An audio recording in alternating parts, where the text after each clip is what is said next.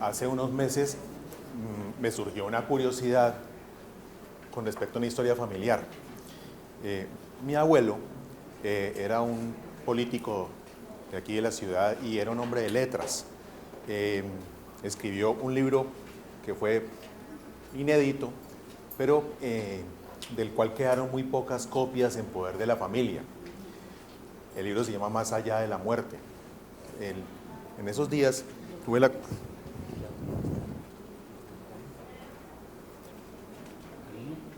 Hola, hola, hola.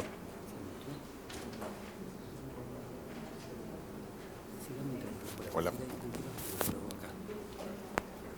Entonces, con respecto al libro, quedan muy pocas copias, algunas de ellas se han ido destruyendo. La biblioteca era una biblioteca inmensa, pero era más grande que la biblioteca departamental de la época. Y en unos días, sábado, desocupado un sábado, me fui por ahí por donde quedaban los teatros, cinemas, ¿recuerdan el cinema? El cinema, en esa esquina hay una librería de libros viejos, libros que están así, viejos y deteriorados. Y me metí a curiosear ahí, pasé una tarde entera mirando libros viejos y encontré 2 libros de mi abuelo allí. ¿Por qué supe que eran de él? Porque los libros...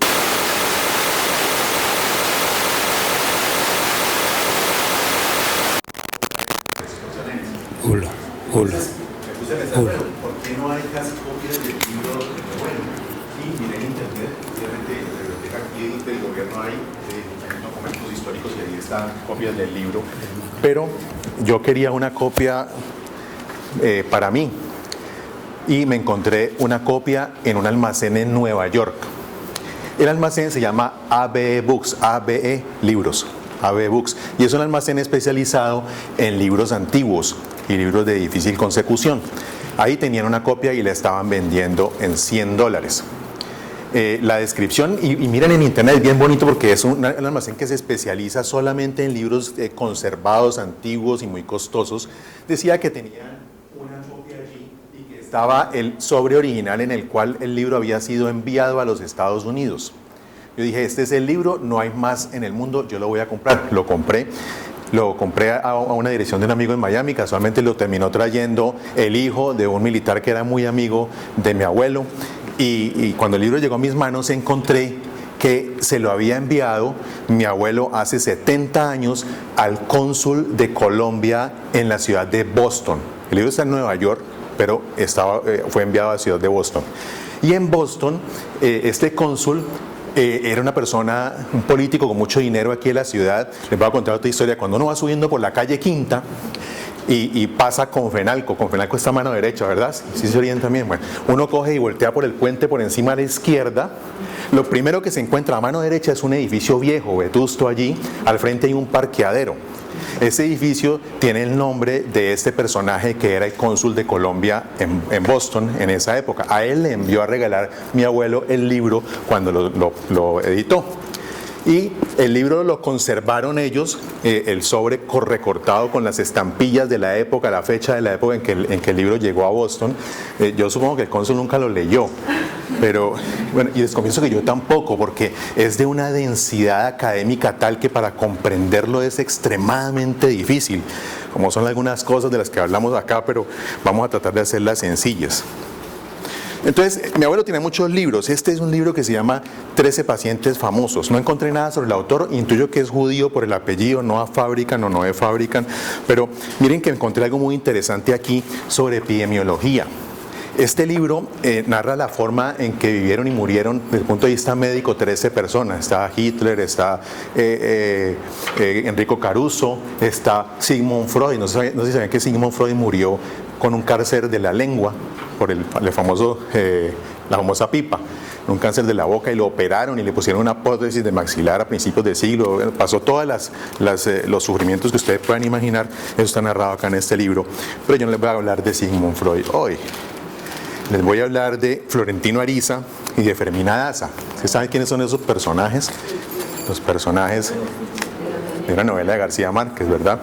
De El amor en los tiempos del cólera. Bueno, el Florentino era un telegrafista, ¿no? era telegrafista, y ella pues se enamora de él. A los 20 años no se casaron porque eran muy jóvenes, y a los 80 tampoco se casaron porque ya eran muy viejos, ¿verdad? Pero entre todo ese tiempo, de los 20 a los 80, ocurrió algo muy interesante, y es que ella se terminó casando con un médico. ¿Sí se acuerdan? Yo tengo los datos acá porque no tengo tan buena memoria, pero noté acá que el médico se llamaba Juvenal Urbino. Y Juvenal había llegado al pueblo a hacer una evaluación para controlar la peste que llegó en esa época, que era precisamente el cólera. Pero lo interesante de Juvenal Urbino es que Juvenal Urbino había venido de Europa, y en Europa había estudiado con Adrián Proust, que era el papá del escritor de Marcel Proust. Entonces, esa parte interesante. Voy a mirar aquí, les quiero leer este pedacito del libro antes de que empecemos, ¿cierto? Porque esto está muy pesado ya. Más tuberculosis, más VIH. Marcel Proust, curiosamente, era un personaje muy interesante desde el punto de vista médico. Él tenía un asma desde la infancia muy severa, y en esa época, sin tratamientos, sin accesos a medicamentos de hoy en día, vivió una vida muy miserable, y en sus últimos días encerrado en una casa donde mandó a cubrir las paredes con corcho porque decía que los ruidos le molestaban. Solamente lo cuidaba una mujer que era la esposa del taxista que lo transportaba, le hacía sus mandados. Era una persona con mucho dinero. Su papá había sido pues un médico y un epidemiólogo de gran renombre. Entre otras cosas, Adrián Proust escribió mucho sobre epidemiología de tuberculosis y de cólera en esa época, y pues con todo ese dinero él podía vivir muy tranquilo y dedicarse solamente a escribir, pero el hombre no se paraba ni siquiera, y con las narraciones que están aquí de la señora que lo cuidaba, Celeste se llamaba ella, cuando se le caía su estilográfica para escribir, él no se agachaba a recogerla, sino que la llamaba a ella para que ella se la recogiera, y rara vez salía de la cama, de modo que una de sus obras maestra, la más grande, la escribió acostado en la cama, escribía sobre sus piernas porque no utilizaba ni siquiera una mesa portátil para escribir, escribía a mano. Y si miran en internet, busquen Marcel Proust, ahí hay unas reproducciones de las páginas manuscritas de él, donde se ve pues claramente que la letra está muy afectada por su estado de salud, pero también porque escribía sin ningún tipo de apoyo acostado en la cama. Él odiaba a los médicos. Pero sí dijo unas cosas muy ciertas, como lo odiaba Mohandas Gandhi, que también está narrado acá. Busquen el libro, lo venden en ABE Books también, no lo van a conseguir acá, pero por ABE Books puede ser una inversión interesante. Miren lo que dice: los remedios que nos prescriben los médicos, el alivio que nos proporcionan, el malestar que se renueva cuando dichos remedios se interrumpen, producen en conjunto una semblanza de enfermedad que los hábitos de los pacientes van estabilizando y estilizando, lo mismo que los niños suelen toser en forma espasmódica mucho tiempo después de haber sido curados de la tosferina. Él llamaba a la medicina una ciencia excesivamente chistosa, y observaba cáusticamente que la naturaleza solo se le ocurría infligirle a uno enfermedades breves, pero que la medicina había inventado el arte de prolongarlas. Sin embargo, al final de su vida dice: cuando llamamos a los más sabios de ellos, a lo mejor sostenía que la medicina es un compendio de sucesivas y contradictorias equivocaciones de los médicos. Sin embargo, pensaba que, entre comillas, cuando llamamos a los más sabios de ellos, a lo mejor estamos creyendo una verdad científica cuya equivocación no se va a descubrir hasta dentro de unos años. Así pues, tener fe en la medicina sería la más suprema de las locuras si no creer en ella no fuese una tontería mayor todavía. O sea, creer en la medicina es una tontería, pero no creer en ella es una peor tontería. ¿Ven? Interesante, 13 pacientes famosos para leer. Vamos a hablar un poquito estos son temas escabrosos, pero vamos a mirar como lo simple, lo que nos sirve a nosotros en la vida diaria de la parte patológica de la tuberculosis y la enfermedad por VIH. Cuando uno se expone a una tuberculosis, pues se expone generalmente a un tosedor. El tosedor puede ser un tosedor que tenga una enfermedad resistente a la droga o que tenga una enfermedad no resistente a la droga. Ese tosedor nos expone y entonces inhalamos un bacilo que va a los alvéolos pulmonares. Ahí hay una reacción inmunitaria que está mediada por macrófagos y linfocitos T. Y eso implica de por sí ya la infección. Es decir, cuando yo me expongo, e inhalo el bacilo, tengo ya la infección por tuberculosis. Como cuando me expongo a una enfermedad por VIH y la adquiero, pues tengo ya la infección por VIH, pero no tengo la enfermedad, es decir, no he sufrido la sintomatología asociada a la enfermedad, y es lo que ocurre igual con la tuberculosis. Uno puede inhalar el bacilo y hacerse portador de él sin desarrollar la enfermedad, pero el desarrollar una prueba de tuberculina positiva implica que necesariamente ya me infecté. El desarrollar o no la enfermedad con el tiempo depende de muchos factores. Uno de ellos, y muy importante, es la presencia o no de enfermedad por VIH, y por eso es tan importante la interacción entre estas dos patologías. Un paciente con un sistema inmunitario deteriorado o que es posteriormente deteriorado por alguna causa como quimioterapia, por ejemplo, puede facilitar la activación de una enfermedad que está ahí subyacente y que quizá nunca se hubiese desarrollado con el tiempo si no se hubieran asociado estas otras cosas que deterioran el sistema inmune. Y el paciente puede terminar entonces sufriendo la enfermedad si se juntan todos estos factores, o siendo portador y positivo el bacilo el resto de la vida. Hay muchas micobacterias, siquiera que no alcanzan a leerlas desde allá porque en realidad no vale la pena pues aprenderse eso, pero lo cierto es que algunas están asociadas con la aparición de enfermedad y otras no, otras rara vez pueden producirla. A nosotros nos interesa básicamente la micobacteria tuberculosa. El origen de esta enfermedad desde el punto de vista microbiológico es muy curioso. Es posible que la enfermedad por VIH haya estado con la humanidad durante muchísimos años e incluso desde antes de la aparición del Homo sapiens. Miren que hay micobacterias como la ulcerans que apareció desde hace 150 millones de años, antes del origen de los primates y el Homo sapiens en sí.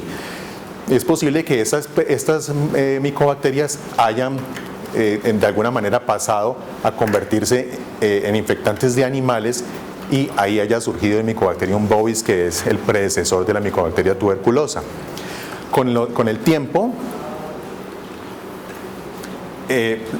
los humanos comenzaron a domesticar los animales para el consumo y como medio social con los perros, por ejemplo, y se cree que allí pudo haber de alguna manera pasado la infección al hombre. Pero cuando pasa la infección de tuberculosis al hombre, sufre dos caminos evolutivos. Uno es una evolución natural de la enfermedad, que es la llevada por la condición en la cual se encuentra el enfermo, es decir, el individuo que tiene tuberculosis y que vive en condiciones de pobreza, de hacinamiento, ese tiene una forma de propagar la enfermedad, y la otra es la que nosotros le estamos dando a la enfermedad con la presión inadecuada con los medicamentos. Entonces la bacteria en sí tiene una evolución que es su evolución natural y que depende de la pobreza, depende del acceso a salud, depende de la mala alimentación, de la desnutrición, del hacinamiento, etcétera, pero tiene otro camino muy grave que es el maltratamiento, y ese es uno de los problemas principales hoy en día. El 95% de los casos se dan en los sitios más pobres y más poblados. Y la tuberculosis se ha ido entonces desplazando, afectando a las poblaciones más vulnerables, sitios donde la pobreza extrema facilita condiciones para su perpetuación. Ahora, en la charla anterior, pues yo creo que esto quedó sobrediscutido, y es muy claro cómo un individuo que tose en un ambiente donde las circunstancias facilitan la transmisión de la enfermedad, donde hay hacinamiento, donde hay gran cantidad de personas, donde las condiciones del aire son inapropiadas. Por ejemplo, el aire acondicionado es una circunstancia muy grave porque encierra el sitio y por otro lado deshidrata los bacilos en el aire rápidamente. Al deshidratarse los bacilos son más difícilmente detenidos por las vías respiratorias. Un bacilo deshidratado por el aire acondicionado penetra más fácil al alvéolo que un bacilo que acaba de ser tosido. Entonces, todas estas cosas hacen que la enfermedad sufra unas facilitaciones en su forma de transmitirse en ciertos medios como no en otros. La mayoría de las partículas de más de 10 micras quedan retenidas en la mucosa respiratoria, y las de menor tamaño son las que bajan. Generalmente las que se deshidratan con los aires acondicionados son por debajo de 5 milímetros. Entonces, hay una cosa aquí clave, y es que en los consultorios de donde se atiende tuberculosis, Por lo general, afortunadamente no hay aire acondicionado, pero debería haber buena ventilación. Hay clínicas en la ciudad donde hay aire acondicionado en las habitaciones y esas habitaciones requieren de presión negativa porque son sitios cerrados. Es decir, una habitación que tenga un recambio de aire muy bajo necesita un sistema de extracción. Un consultorio médico por lo general no, si es ventilado, pero si el consultorio médico es cerrado y tiene aire acondicionado requiere de presión negativa y está establecido los estándares que se requieren de esa presión negativa. La presión negativa simplemente es una cosa que chupe aire, un ventilador que saque aire de la habitación, pero para que eso sea efectivo la puerta tiene que estar cerrada también. Si la puerta está abierta no se logra la presión negativa dentro de la habitación del consultorio donde se va a atender los pacientes. Los bacilos que llegan a los alvéolos, la mayoría son fagocitados y son destruidos allí. O sea que la mayor parte de los individuos que se exponen a la enfermedad por tuberculosis, la enfermedad termina en ese momento. Es decir, es controlada por el sistema inmune, hay una invasión solamente local de la enfermedad y listo. Pero si se propaga a los ganglios regionales, a focos ya linfáticos cercanos al sitio primario de la infección, puede diseminarse incluso por vía hematógena a otros órganos. En ese momento se promonta una respuesta inmune contra los antígenos de membrana de la micobacteria, es decir, contra la superficie de la micobacteria, y ese sistema, esa activación inmune que genera células especializadas en destruir el bacilo tuberculosis es el que hace que la prueba de tuberculina se positivice. Pero de todas las personas que se exponen, solamente el 10% finalmente se van a enfermar. La mitad de ellos se enferman en los primeros meses y la otra mitad de los que se van a enfermar desarrollarán la enfermedad a lo largo del resto de su vida, dependiendo de si entran en juego todos los otros factores. Uno de los factores es la edad también. En la coinfección tuberculosis VIH es muy importante porque un individuo que se haya expuesto en algún momento de su vida a tuberculosis y que tiene una prueba de tuberculina positiva, por lo tanto, es un individuo que tiene cierto riesgo de desarrollar la enfermedad. Si este individuo adquiere una enfermedad por VIH, el riesgo de desarrollar la enfermedad es por supuesto mayor. Y es muy importante poder detectar estas personas que tienen la coinfección para intervenir con la profilaxis y evitar la activación de la enfermedad. Entonces, la forma de hacer eso es una prueba de tuberculina. Desafortunadamente no existen métodos mejores para detectar la presencia de la infección por bacilo tuberculoso. No la presencia de enfermedad por tuberculosis, sino la presencia de infección. Una cosa es tener portador del bacilo, estar infectado, y otra cosa es desarrollar la tuberculosis. La prueba de tuberculina sirve para diagnosticar la exposición al bacilo o la presencia del bacilo, pero no nos sirve para saber si el paciente tiene una tuberculosis activa o no la tiene. Esa prueba fue desarrollada en 1890, pero solamente comenzó a aplicarse la técnica que usamos actualmente a partir de 1912, mucho más tarde.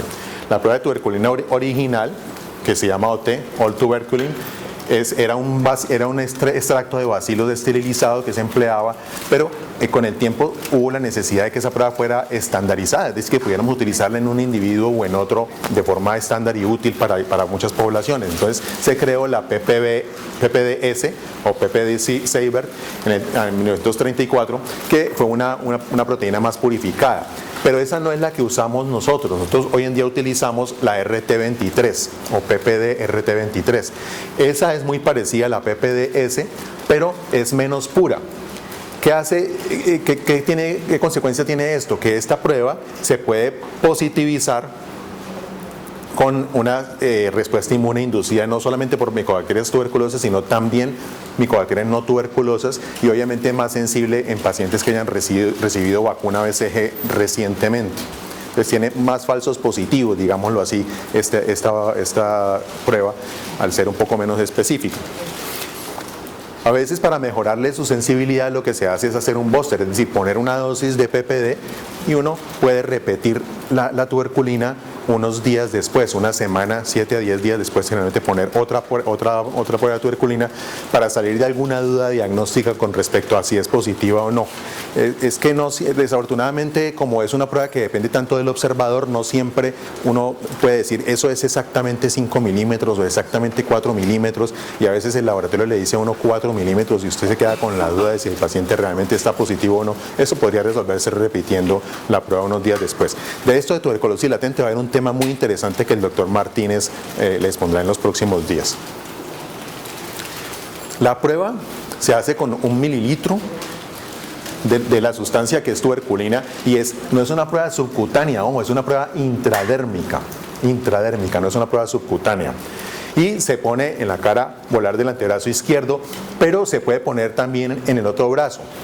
¿Cuál es la razón por la cual esa prueba siempre se pone en el antebrazo izquierdo? La razón es que es por estándar, es decir, ¿dónde se hizo la prueba? En el derecho, uno sabe que es el izquierdo, pero si el señor tiene una fuerte dermatitis ahí o alguna cosa, el señor es amputado o la señora es amputada, tiene una cicatriz allí que no va a permitir que la prueba se haga adecuadamente, pues usted la hace en el derecho, ¿ven?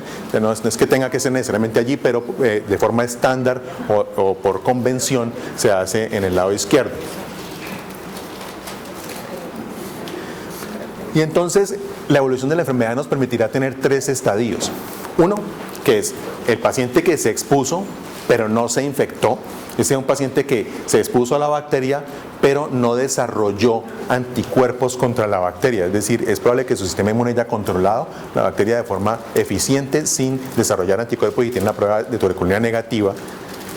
Pero uno puede tener individuos infectados con pruebas de tuberculina negativas también. El otro individuo, que es el infectado sin enfermedad, es el que tiene el PPD positivo pero está tranquilo, bien sano, sin ninguna molestia. Y el otro es el individuo que tiene la enfermedad activa, o sea, este es un infectado con tuberculosis.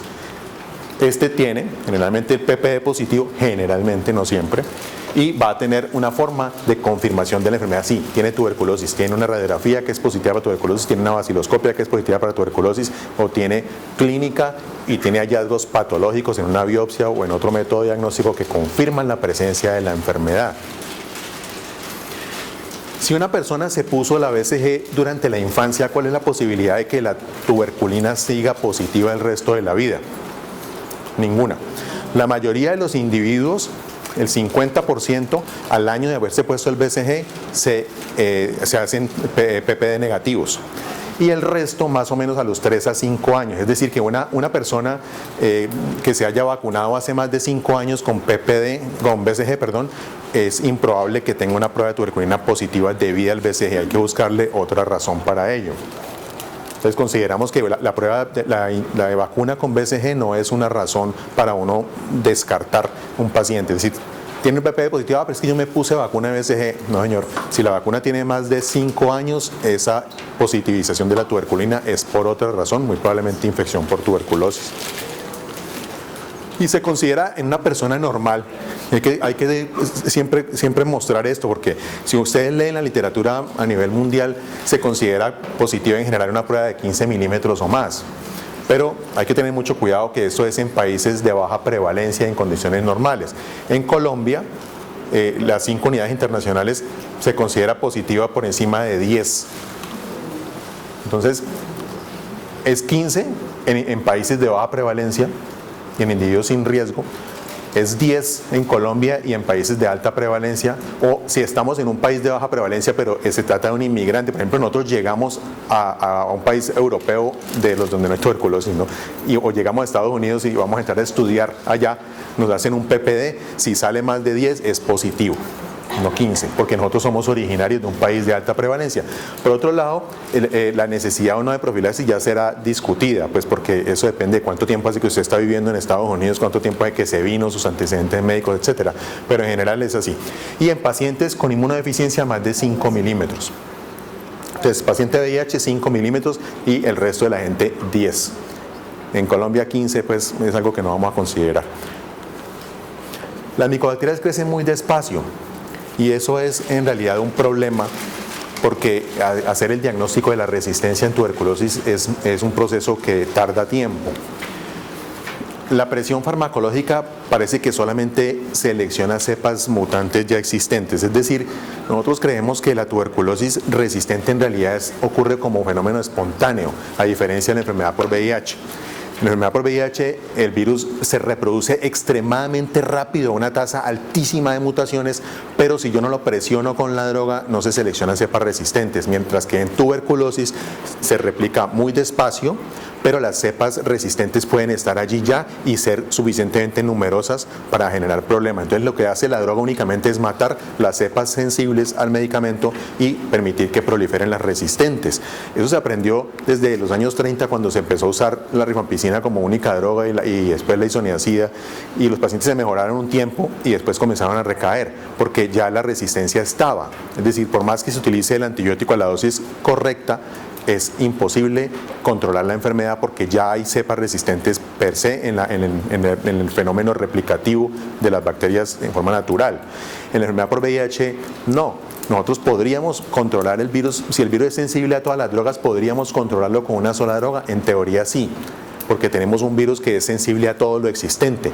Sin embargo, como se reproduce tan rápido, la posibilidad de que nosotros llevemos ese virus a cero lo suficientemente rápido para evitar que surja una resistencia es muy baja, y la resistencia termina generándose de todas maneras si no se utiliza por lo menos 2 drogas o idealmente 3, que es lo que se utiliza hoy en día. En los cultivos de tuberculosis salvaje, en forma espontánea aparecen entonces bacterias resistentes. Si yo cultivo una micobacteria tuberculosa, miren la tasa de reproducción de bacterias resistentes, un microorganismo por cada 10 a la 5, 10 a la 7 resistente a isoniazida, 10 a la 7, 10 a la 9 a rifampicina, y así para los otros antibióticos como streptomicina, alpaz, etionamida. Para cada uno de los antibióticos existentes hay una probabilidad de que se genere resistencia de forma espontánea en un cultivo sin necesidad de presionarlo con la droga. Eso no ocurre en la enfermedad por VIH, el virus prolifera solo y no proliferan en general las cepas resistentes. La mutación de los bacilos es independiente para cada una de las drogas. Aquí hay otra diferencia muy importante con la enfermedad por VIH. En tuberculosis, una sola cepa bacteriana resistente prolifera y queda, y es resistente a una sola de las drogas.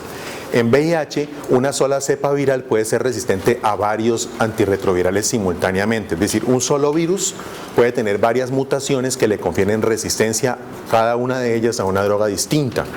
En tuberculosis es una cepa resistente a isoniazida, otra cepa resistente a rifampicina, otra cepa resistente a streptomicina, otra a las quinolonas, es decir, cada familia y cada cepa va por separado proliferando. En VIH ocurre lo mismo, yo puedo tener un virus mutante solo con una mutación resistente a un antirretroviral, pero puedo tener un virus simultáneamente resistente a varios antirretrovirales. Creo que ese número está más o menos entre 7 y 8. Después de que el virus ha hecho resistencia o ha mutado 7 u 8 mutaciones y lo hace resistente a 7 u 8 drogas, ya generalmente no son virus viables, porque cada vez que el virus muta se hace menos agresivo, menos replicativo, menos dañino también. El bacilo tuberculoso mutante es igualmente agresivo, igualmente dañino sin importar la resistencia, pero será igualmente contagioso. Es decir, yo tengo un individuo con una tuberculosis resistente, ese individuo será capaz de transmitir tuberculosis más fácil que un individuo con una tuberculosis no resistente. Y en VIH igual, un individuo con una enfermedad por VIH resistente será capaz de transmitir más fácil el virus que un individuo con una enfermedad por VIH no resistente. En tuberculosis, la capacidad de infección es la misma, sea resistente o no, pero la probabilidad de desarrollar la enfermedad es menor en el individuo que adquiere un virus ya resistente. ¿Sí me entienden? O sea, se transmite igual el virus resistente que el sensible, pero una vez que yo me infecto, si el virus es resistente, tengo menos probabilidad de terminar desarrollando tuberculosis. En VIH, los virus resistentes comparados con los virus sensibles se transmiten de igual manera y ambos son igual capaces de generar enfermedad tarde o temprano, porque la infección por VIH, a diferencia de tuberculosis, implicará siempre el desarrollo de la enfermedad. La probabilidad de que uno sea un paciente que se llama controlador élite, que son personas que se infectan y nunca desarrollan la enfermedad es extremadamente baja, es más o menos de 1 por cada 300 personas. De resto, si yo me infecto, la probabilidad de desarrollar tuberculosis VIH es segura. En tuberculosis me puedo infectar, pero esa probabilidad solamente es de un 10%, y si mi bicho es bacteriológicamente resistente a uno de los antibióticos, mi probabilidad puede ser un poco menor de terminar desarrollando la enfermedad. Entonces, en tuberculosis siempre va a ser necesario administrar por lo menos 2 medicamentos, porque yo sé que ya ese individuo que tiene esa infección está replicando bacterias allí, y este individuo seguramente tiene una familia de bacterias resistentes a un antibiótico y otra a otro. Entonces no se puede alcanzar éxito con la terapia a menos que se empleen por lo menos 3 fármacos, y los tratamientos estándar hoy en día son de 4 fármacos de forma simultánea para poder lograr esto. En VIH no es porque el individuo ya tenga un virus resistente, aunque sabemos que aquí en Colombia hay una buena proporción, poco menos del 6% de pacientes que tienen resistencia a antirretrovirales. Si nosotros presionamos el virus con una sola droga, la tasa de replicación es tan rápida que es probable que alcance a escaparse con una mutación el virus y generarse la resistencia. Pero la aparición de resistencia en forma espontánea a las drogas de VIH es extremadamente rara. Quizá la más frecuente que hay hoy en día es en mutación A138E, que es una mutación para una droga que se llama rilpivirina, todavía no está en el mercado aquí en Colombia, y esa sí puede aparecer en forma espontánea en los virus sin necesidad de presionarlos con la droga. Pero en general, resistencia al tratamiento de enfermedad por VIH es producto de no adherencia del paciente, mal tratamiento, interrupciones en las drogas, mal manejo, y a veces de malas, simplemente el paciente al cabo de los años el tratamiento es insuficiente para controlar el virus y se desarrolla la resistencia. La diferencia aquí es que hablamos de una enfermedad que no es curable. Un individuo tendrá que tomar antirretrovirales toda la vida, y si su virus muta, esa situación va a persistir el resto de su existencia, mientras que en tuberculosis, si hacemos un tratamiento efectivo desde el principio, podemos hablar de curabilidad de la enfermedad. Entonces, hay una resistencia natural en tuberculosis. Son cepas salvajes que, como fruto de su evolución natural, mutan y son resistentes. Hay una resistencia adquirida o secundaria, que es la que nosotros causamos o por malos manejos, o por mal paciente, o por mal sistema de salud, por falta de suministro a tiempo de los medicamentos, mala secuenciación de los tratamientos, etc. Y el paciente con resistencia primaria o inicial al que se le ha transmitido ya una tuberculosis resistente de otro paciente, que es el problema de salud pública grave. El individuo que no se toma la droga, que tiene desarrolla una resistencia a la tuberculosis y se la transmite a la familia, y la transmite a su pareja, compañero de trabajo, o zonas del país donde hay evidentemente una mayor frecuencia de tuberculosis resistente que en otras, como producto pues de la suma de todos estos factores que la mayor parte de las veces vienen a ser culturales. Es que hay sitios donde es muy difícil lograr que la gente entienda que el tratamiento es prolongado y que debe ser muy juicioso para poder ser completado de forma exitosa. Los pacientes que tienen una tuberculosis multidrogoresistente, entonces son igualmente infectantes, ahí está lo que les conté ahorita, que los que tienen tuberculosis sensible, pero los que se infectan con bacilos ya resistentes tienen menor probabilidad de desarrollar la enfermedad. Entonces, los pacientes resistentes a las rifamicinas, que son la rifampicina, la rifabutina, el 98% más o menos tienen una mutación, que es esa mutación RPOB. Y los resistentes a la isoniazida tienen una mutación que generalmente es la KTG. Pero una gran cantidad de los pacientes que tienen mutación para la isoniazida tienen también mutación para la rifampicina. Entonces, hay 2 herramientas fundamentales en el tratamiento de tuberculosis no complicada, que son isoniazida y rifampicina, que siempre van. ¿Ven? Entonces, si tenemos resistencia a uno, la probabilidad de que haya una resistencia al segundo es bastante alta. Sobre todo el de isoniazida es muy probable que tenga resistencia a rifampicina. El de rifampicina puede que no tenga a la isoniazida, pero al revés, de isoniazida a rifampicina es casi seguro. Entonces, hay 2 herramientas que se pierden simultáneamente, aunque tengan mecanismos de acción diferentes.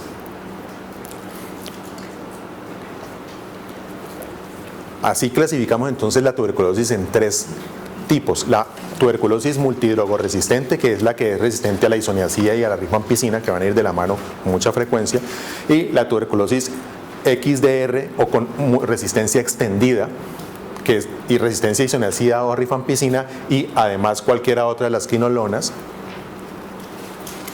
y la tuberculosis totalmente resistente, que son pacientes que tienen un tratamiento muy difícil o imposible desde el punto de vista bacteriológico con las pruebas de resistencia. ¿Cómo me protege uno de esa cosa? Las mascarillas de alta eficiencia, N95 es una referencia comercial de la casa 3M. Y yo hasta les voy a mostrarles un video porque cuando usted le da una mascarilla a una persona que va a entrar a donde hay un paciente de tuberculosis, lo primero que hace es ponérsela mal. Entonces, hay una de las preguntas del examen que va a hacer después, que es con respecto a esto. Lo más importante de la mascarilla no es solamente la calidad de la misma, sino que uno la sepa usar bien y que se la ajuste adecuadamente, porque usted no se gana nada con una mascarilla que esté puesta frente a la cara cuando le está entrando aire por los lados. Entonces no está filtrando adecuadamente. La mascarilla hay que ajustarla, lo más importante es ajustarla a la cara de forma adecuada, tiene que estar sellada, es que eso tiene 5 micras, el bacilo tuberculosis deshidratado, entonces eso entra por cualquier parte, si eso no está bien pegado herméticamente no va a servir. Hay que lavarse las manos antes de ponérsela y antes de retirársela. La mascarilla tiene que estar almacenada entre usos en una bolsa apropiada en el empaque original. Obviamente lo que recomienda 3M es que se desechen, pero son extremadamente costosas.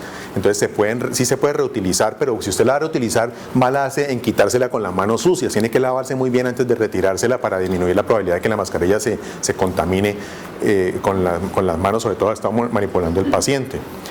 Y quitársela de forma apropiada y ponérsela de forma apropiada también. Y tampoco es para llevársela para la casa, es decir, hay que almacenarla en la bolsa en que viene y dejarla en el centro asistencial. Yo creo que vamos a ver si funciona el videito para que lo vean bien qué bonito es cómo se debe poner esa cosa.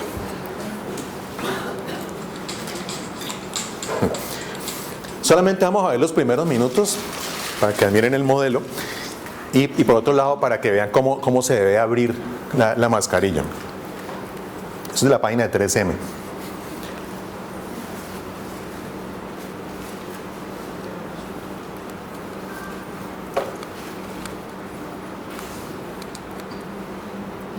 Cogerla con las cuerdas hacia arriba.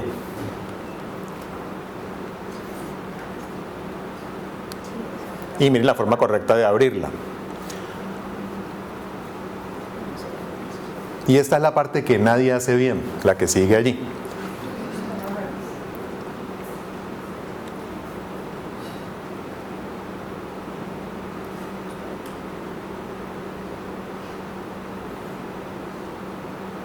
Con ambas manos hay que darle forma, no la empujo con una mano y con la otra mano, sino que empujar la pareja desde los dos lados para que adquiera la forma de la cara. Y miren cómo el caucho de arriba se pone primero. La gente tiende a meter la cabeza entre la mascarilla y miren cómo se pone el caucho de abajo. Miren. ¿Ve? Es la forma que técnicamente es más correcta para no contaminarla. Usted se la pone así y la jala, lo que hace es deformarla. Una vez colocada, se pone confortablemente y con las dos manos se ajusta al contorno de la cara. Eso es lo más importante, que quede bien colocada. Con ambas manos, en las puntas de los dedos se le va dando forma a la piecita maleable que tiene arriba. Y al terminar hay que probar que quede realmente ajustada, con la mano soplando, ver si está saliendo aire por algún sitio, entonces usted la ajusta mejor desde ese lado. Con práctica se hacen en segundos, no es nada complicado.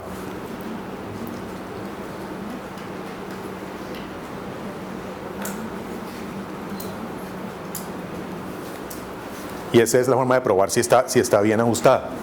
Colocar la mano sobre la mascarilla y soplar, y usted siente si le está saliendo aire por algún lado, usted siente en la cara por donde está el huequito y la presiona allí para que adquiera la forma.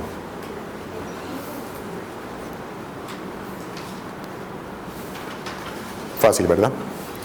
Bueno, la tuberculosis es una enfermedad con una patogénesis muy particular y el problema se hace muy complejo porque los tratamientos tienen que ser estándar, no puede, el manejo de tuberculosis, uno dice, cuando uno trabaja en el área particular, uno dice, pues es que esto debían entregárselo a los particulares para que lo manejen y lo harían mejor. Eso no es cierto. La experiencia en el mundo entero ha mostrado cómo las políticas de manejo de tuberculosis tienen que ser estatales y tienen que ser simultáneas y tienen que ser las mismas, como en la mayoría de las enfermedades de interés en salud pública. Entonces, se necesita es que se haga tratamientos estandarizados, que todo el mundo reciba la misma droga, porque yo no me gano nada si a un paciente le doy un medicamento, otro le doy otro. Por eso hay políticas mundiales y en cada país para el manejo de la enfermedad. los tratamientos tienen que ser directamente supervisados. La experiencia con tratamientos no supervisados es pésimo. No es cierto que hay pacientes que uno sabe que se van a tomar la droga juiciosamente y uno casi que podría meter la mano al fuego respecto a eso, pero en la mayoría de los casos no es así.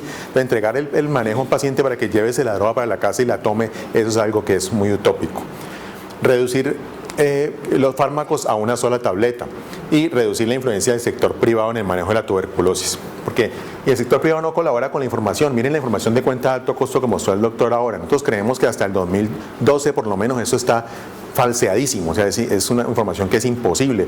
Yo vi en una reunión en Bogotá hace 15 días una EPS que decía tener el 95% de sus pacientes indetectables. 95% de los pacientes con VIH indetectables. Eso es imposible. Solamente hay una experiencia en el mundo, en un hospital en Madrid, donde han tenido un grupo de pacientes y están en más del 95% indetectables. Yo me imagino que es que los desjuiciados los sacan y los mandan para otro hospital. Pero en los estudios con medicamentos, sí, medicamentos nuevos que salen al mercado, por ejemplo, hay un estudio muy bonito ahora con tenofovir, nitizitabina y darunavir. En ese estudio, los pacientes que arrancan tratamiento a las 48 semanas y a las 92 semanas, los pacientes de las 48 semanas están indetectables solo el 72-75% y son estudios controlados. Entonces, si con medicamentos altamente eficientes, en estudios controlados, la indetectabilidad no supera el 75%. A mí no me van a decir que en Medellín, donde tienen pacientes que no llevan 48 semanas, sino que llevan 10 años en terapia, van a tener el 95% indetectables. Eso es mentira, ¿ven? Es absolutamente falso y uno podría parar y decirle, eso es mentira, señor, yo lo hice, eso es mentira, porque es imposible. Es decir, si usted tiene esas cifras, yo quiero ir allá a aprender cómo es que usted maneja esos pacientes para que se tomen la droga juiciosamente y estén indetectables en el 95%, porque eso no se ha alcanzado en ninguna parte del mundo. Entonces, nuestra información con respecto al estado de la enfermedad muchas veces es deficiente y las entidades privadas suelen maquillar los datos y hacer cosas inadecuadas para mostrar no sé qué, pero pues falta que alguien en el auditorio se pare y les diga, hermano, esto tenemos que hacerlo con honestidad para que sepamos realmente dónde estamos parados. Y en tuberculosis la única forma es que la información la manejen las entidades estatales, no hay otra forma de que eso sea adecuado. El virus de inmunodeficiencia humano pues comparte muchas cosas con la enfermedad por tuberculosis. Yo tengo este dibujito donde hoy en día ha adquirido gran importancia por varias razones. Una, el hecho de que las drogas nuevas tienen ciertas características, los virus resistentes a ellas, que dependen de la filogenética del virus. Es algo que no sabíamos con claridad hasta hace poco. Hay HIV1 y HIV2. Pero la mayor parte de las infecciones en el mundo son por HIV tipo 1. Del HIV tipo 1 hay 3 tipos: el M, el NU y el O, M, N y O. La mayoría de nuestras infecciones son por HIV tipo 1, grupo M. Pero del grupo M hay A, B, C, D, E, F, G, H, I, J y K. La mayoría de nuestras infecciones están por el rojito, B. Entonces HIV tipo grupo M, subtipo B. Pero existen las formas recombinantes del virus. En el CROID, que terminó la semana pasada en Seattle, había un póster interesantísimo sobre recombinación de virus entre 2 pacientes.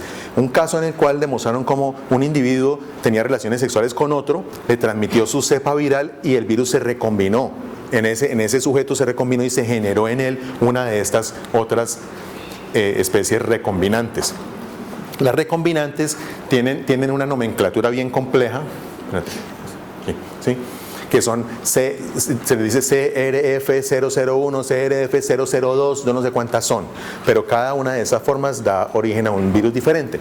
Y estas formas recombinantes del virus tienen mayor o menor tendencia a volverse resistentes a ciertos fármacos en forma espontánea. Las formas recombinantes tienen más tendencia a generar resistencia a la rilpivirina, por ejemplo, en forma espontánea, que es algo que nosotros no veíamos en pacientes normales. Uno asume que un individuo que no ha tomado medicamentos antirretrovirales, su probabilidad de tener una resistencia a la droga es muy baja.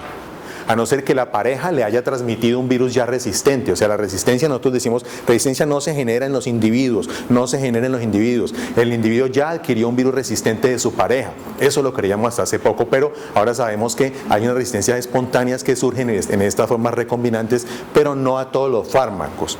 El que más se ha estudiado ahora, como les digo, es la E138A, que es la rilpivirina con esa mutación, y ocurre en una forma recombinante del virus por lo general. Los virus no recombinantes, o sea, subespecies B puras, pocas veces desarrollan esa resistencia.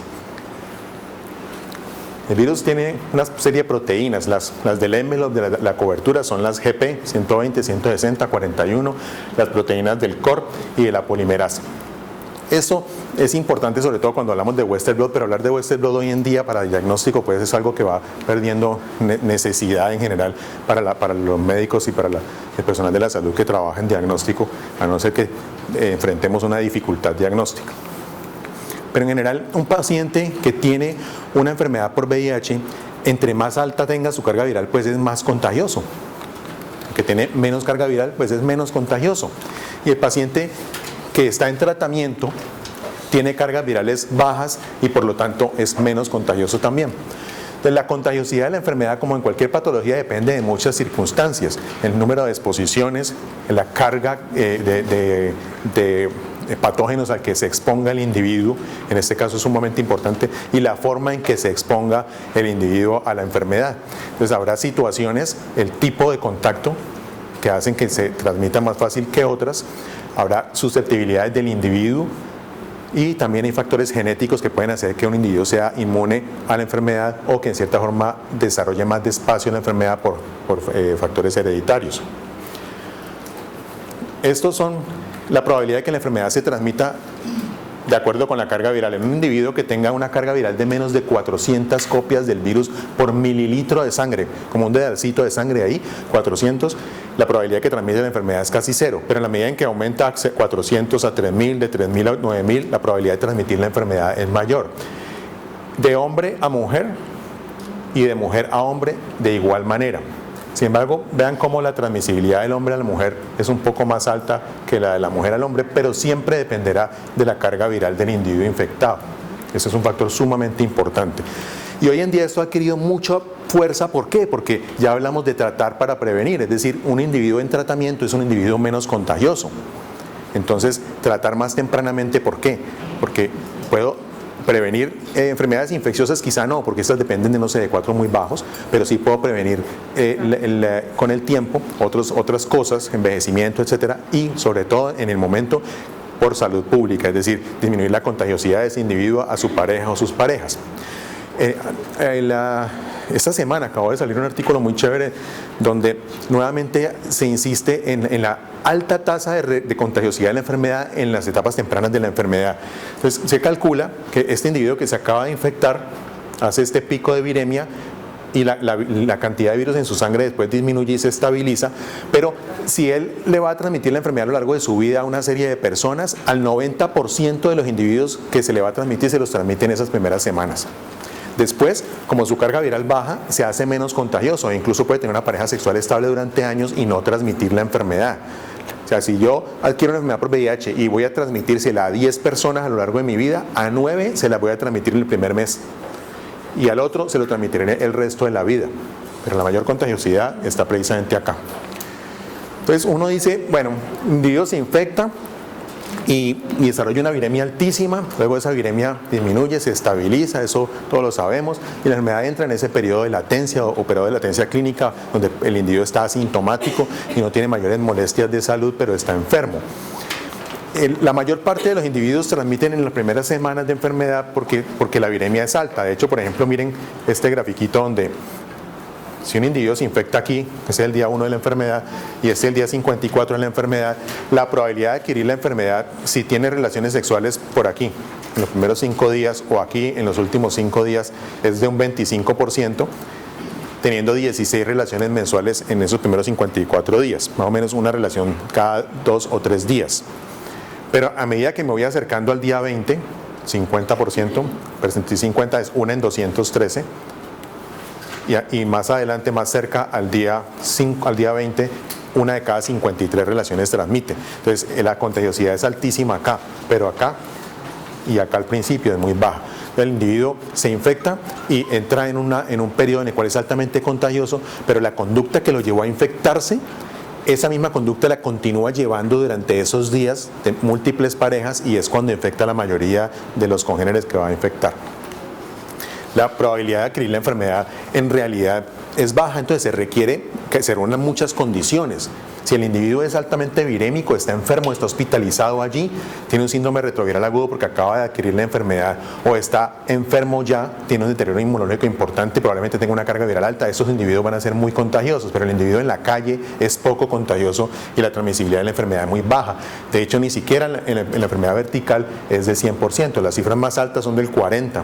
Esos son dos estudios combinados allí, pero ahí está 30%, pero lo más alto es 40%, ni siquiera madre e hijo es 100%.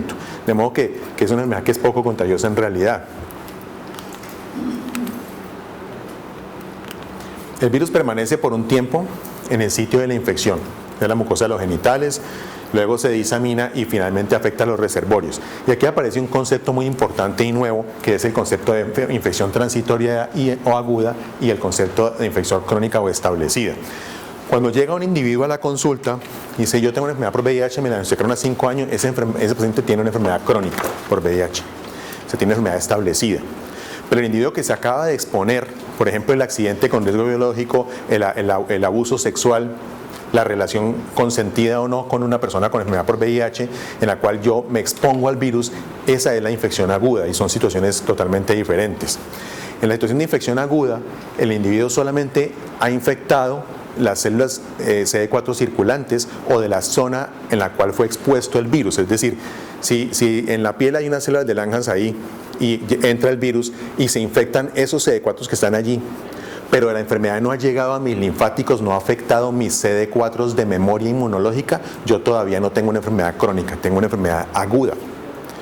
Entonces uno dice, pero si el virus una vez que infecta esos CD4 los activa y se destruyen, ¿por qué no se muere el virus junto con los CD4, como ocurre con otras enfermedades virales que destruyen ciertas células y una vez destruidas las células son incapaces de infectar de forma crónica al individuo? ¿Por qué no pasa eso? Se infectan sus CD4, los CD4 entran en activación, se destruyen y listo, la enfermedad se curó sola.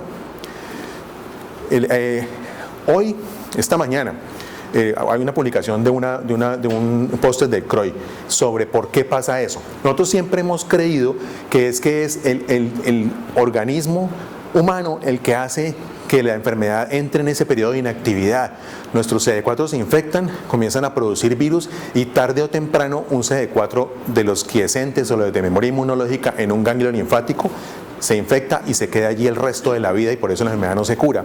Y la enfermedad entra como en un periodo de inactividad que depende de nuestro sistema inmune. Parece que esto depende más del ciclo del virus per se. Es decir, el virus es el que hace eso, es una forma, un mecanismo que él tiene para evitar ser autodestruido.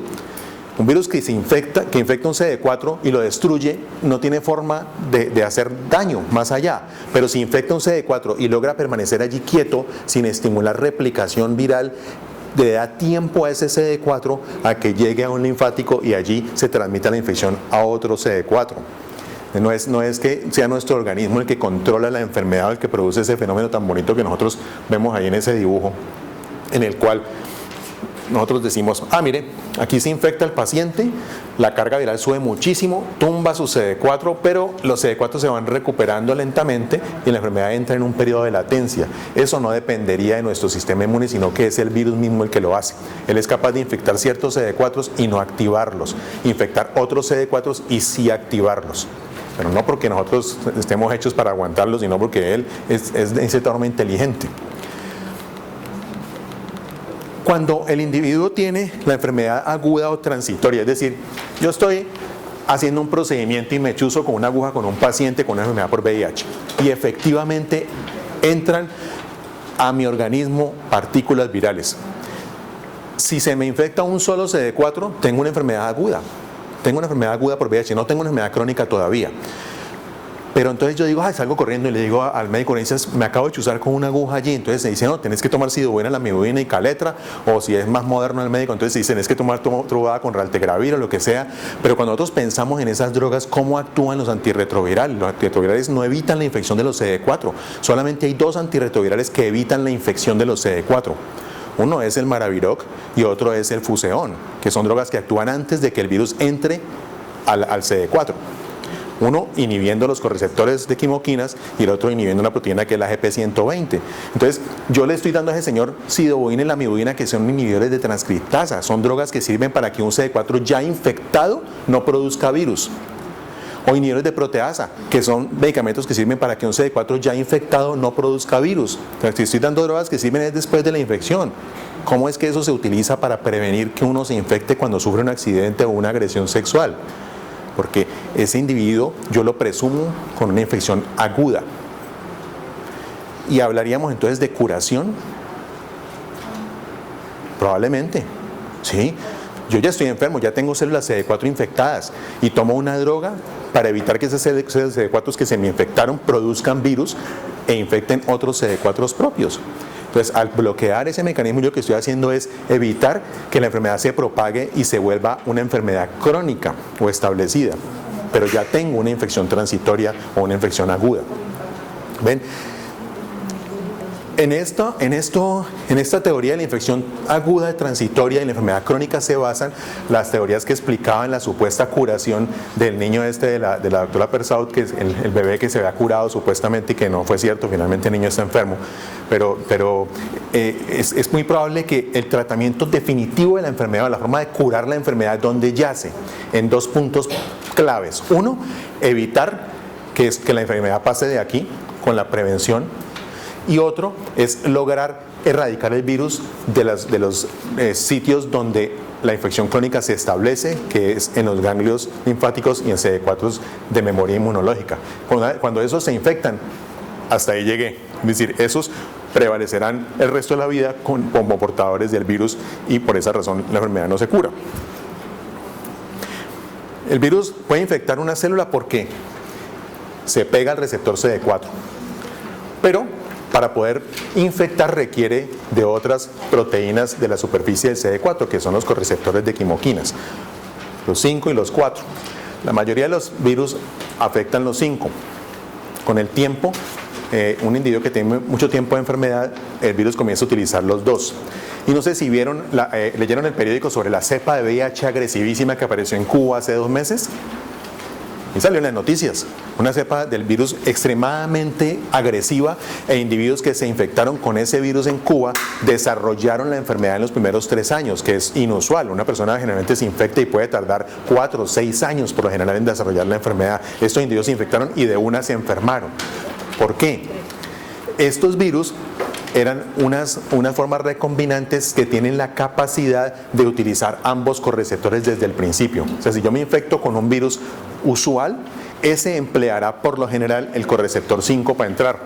Pero si me infecto con un virus cubano, ese usa el 5 y el 4. Entonces tiene doble probabilidad de penetrar y de producir enfermedad. Este es un video viejísimo, pero se los quiero mostrar porque ahí está explicada muy claramente la situación. Los virus son los verdes, los CD4 son los blancos. Entonces el virus se ancla a la superficie de la célula porque la célula tiene una proteína o el correceptor que se llama CD4. La partícula viral HIV.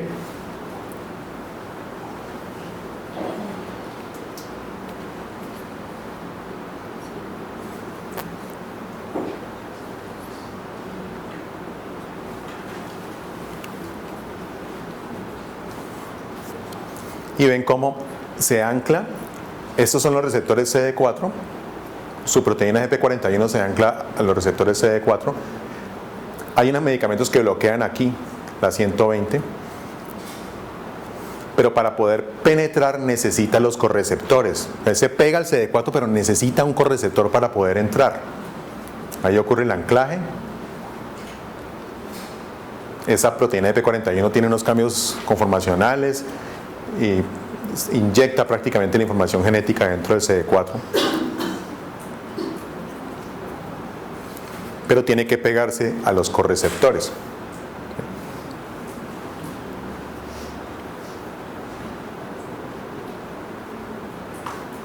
si no tengo correceptores, el virus no puede infectar.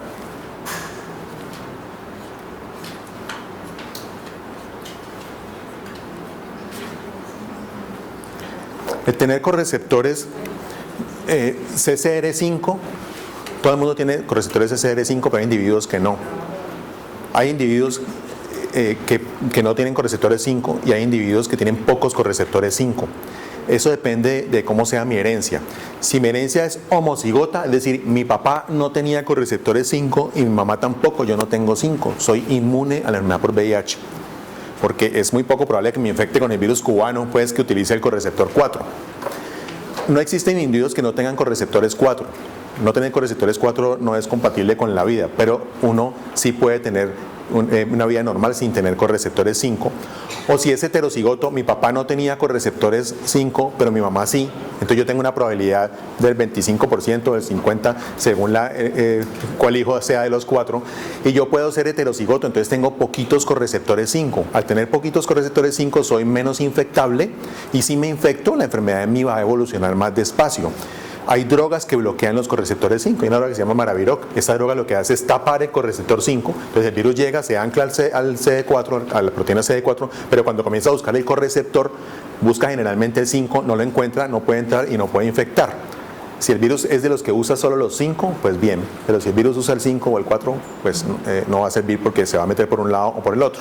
Así habrá individuos a quienes la droga les sirve y habrá individuos a quienes, o virus a quienes esa droga les sirve y virus a los que la droga no les va a servir. La replicación viral implica una situación muy complicada porque el virus es RNA. Para poder infectar una célula que es humana, que es DNA, tiene que transcribirse de forma inversa. Entonces, pues tiene que integrarse al DNA celular y una vez integrado, parasita los mecanismos celulares para reproducirse. La información genética, el molde que tiene ese CD4 es su DNA. Si el DNA tiene un pedazo, una cadena infectante allí, cuando él vaya a utilizar ese molde, pues produce lo que él produce, pero también va a producir partículas virales utilizando ese molde que está infectado.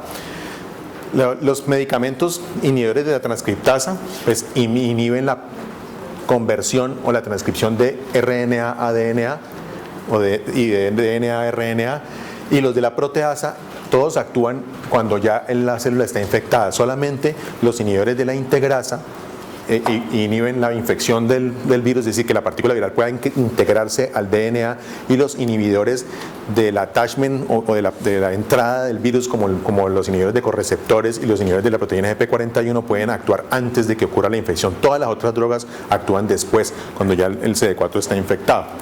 Entonces, los medicamentos básicamente están divididos en 4 grupos grandes. Los inhibidores de transcriptasa reversa, que son todos estos y todos estos.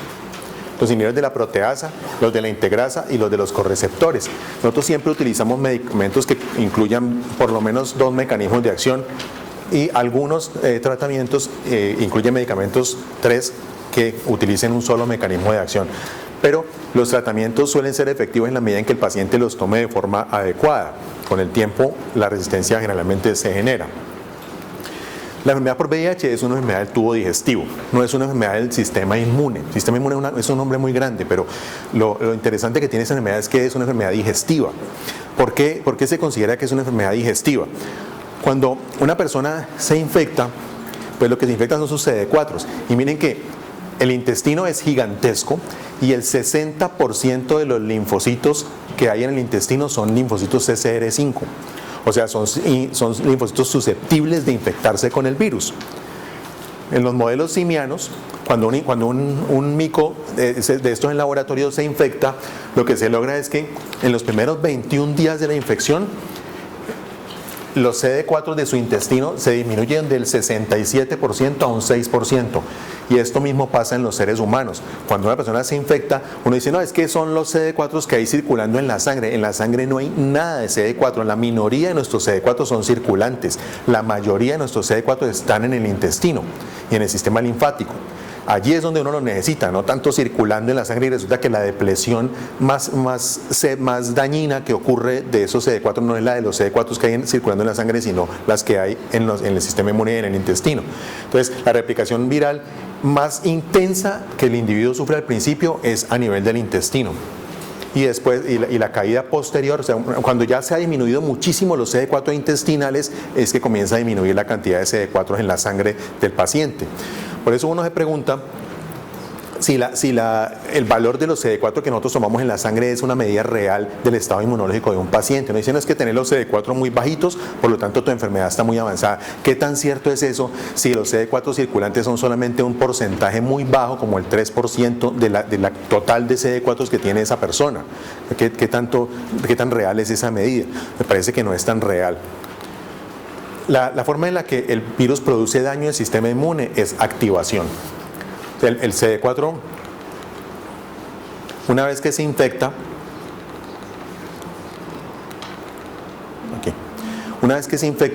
entra en un proceso de apoptosis celular, es decir, se destruye.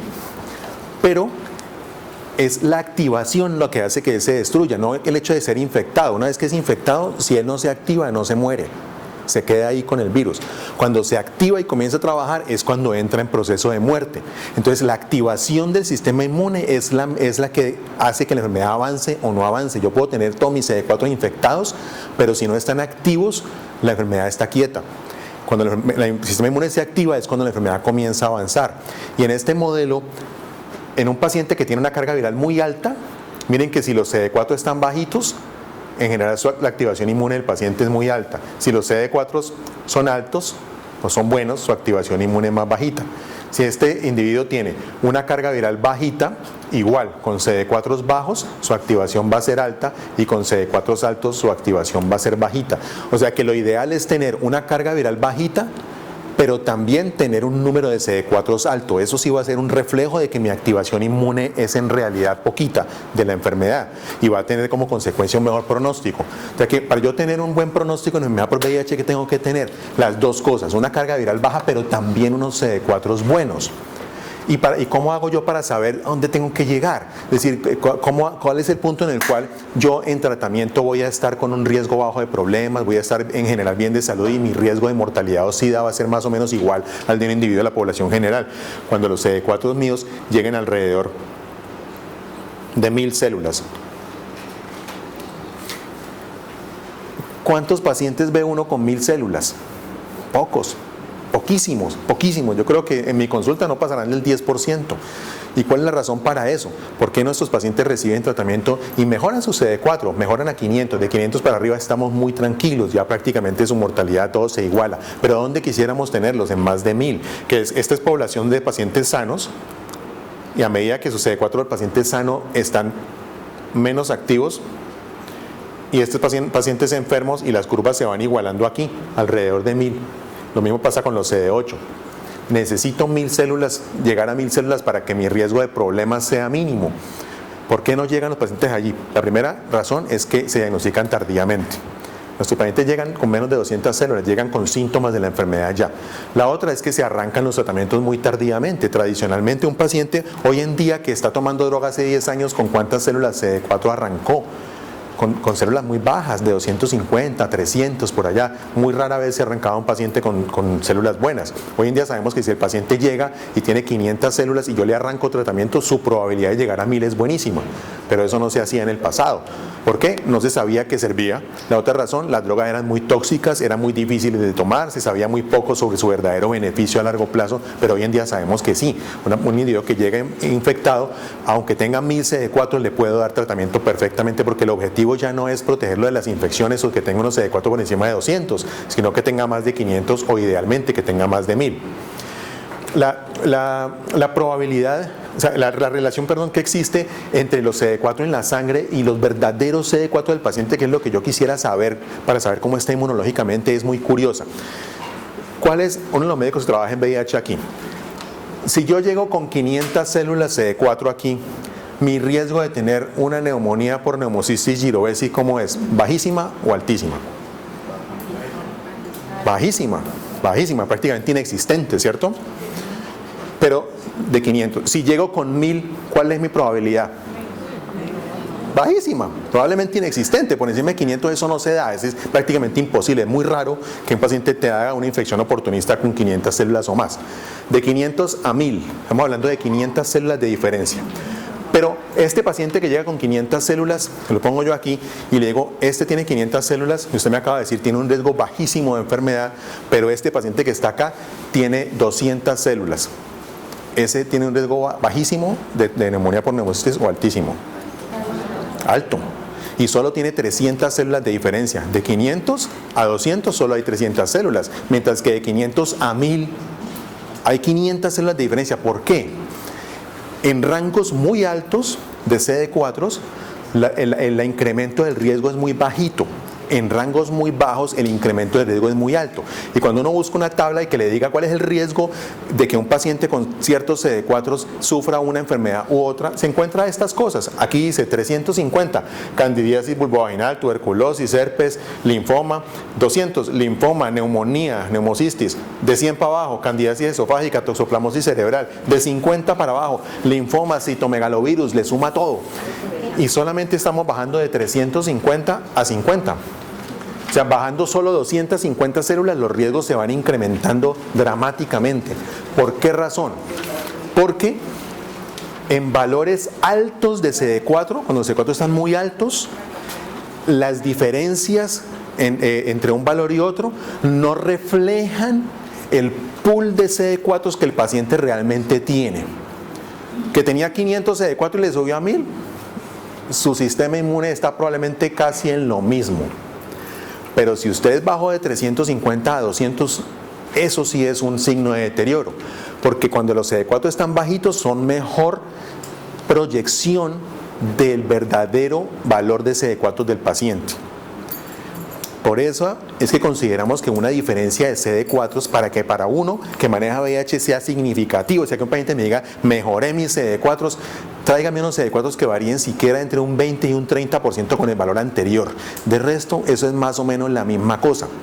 Y usamos más el porcentaje de CD4. ¿Por qué razón? Porque claro, es que una cosa es, si yo tengo 100 células, y subo 30%, pues subo a 130 o bajo a 70, eso es dramático. Pero si tengo 500, el 30% son 150, tengo que subir siquiera a 650 o bajar a 350 para que realmente sea algo significativo. En valores bajos de CD4, la disminución en el conteo de CD4 en sangre periférica es un reflejo más claro de la disminución del pool de CD4 del paciente, que es que en los animalitos esto yo quiero ver. Este es el animalito, el simio ese, y miren que cuando tiene una enfermedad por virus de inmunodeficiencia simiana, los CD4 en el intestino son mínimos. Miren, la mayoría están por acá. Se disminuyen dramáticamente sus CD4 intestinales. Entonces, el paciente que entra por la puerta, yo no quiero saber cuántos CD4 tiene en la sangre, yo quiero saber cuántos tiene en todo su cuerpo, y ese examen no sirve para eso. Ese examen es una proyección de lo que realmente está pasando. ¿Ven? Entonces, con esto, y casi para terminar, les quiero insistir sobre que esta enfermedad no es una enfermedad de interpretar 1 más 1 es 2, porque se ha ido creando en nuestro medio esa creencia de que cualquiera maneja esto. No, si los CD4 están entre tanto y tanto, usted da esto, entre tanto, eso no es así. Es decir, la interpretación de la evolución clínica del paciente es cada vez más complicada, incluso para los que trabajamos en esto hace tantos años, y lo que se aprende sobre la enfermedad cada día es dramáticamente distinto. Por eso es que Proust decía que a los médicos no había que hacerles caso, que era una locura, pero no creerles era todavía más locura.